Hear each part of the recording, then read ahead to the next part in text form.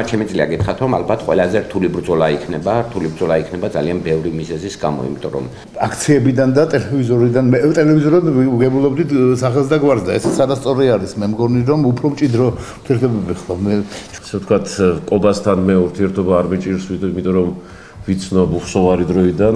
იცით რომ ვართ აფხაზთა კრება, ძირითადად ეს არის აფხაზები ანუ დევნილთა საზოგადოების წარმომადგენლები.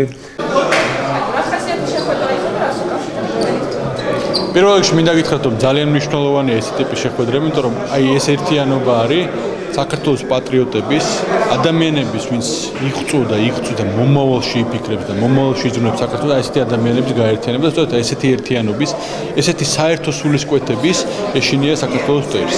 სწორედ ეს ადამიანები იქნებიან, ვინც საბოლოოდ გადააგდებს, როგორც რუს ოლიგარქს ჩვენ ქვეყანაში, ასევე მთლიანად მოიშორებს იმ, ასე ვთქვათ, ბორკილებს, რომელსაც დღეს სამწუხაროდ რუსეთის ფედერაცია ახორციელებს, რომელიც არის აფხაზეთის და ცხინვალის რეგიონი. ეს არის გარდაუვალი. როდესაც ესეთი ადამიანები არსებობენ, როდესაც ესეთი პატრიოტები ადამიანები არსებობენ, რომლებიც 24 საათის განმავლობაში 7 დღეს კვირაში ფიქრობენ იმას, თუ როგორ იბრძოლონ ქვეყნისათვის, როგორ გააერთიანონ ქვეყანა, როგორ გააძლიერონ საქართველოს სახელმწიფო, როდესაც ესეთი ადამიანები არსებობენ, ეს ქვეყანა არის დაუმარცხებელი. და ამის ძალიან ბევრი მაგალითი ვიცით ჩვენ ისტორიაში და კიდეც მომავალში ძალიან ბევრი მაგალითს ვნახავთ. მე ეს ანთებული თვალები ამ ადამიანებში აიგულდა.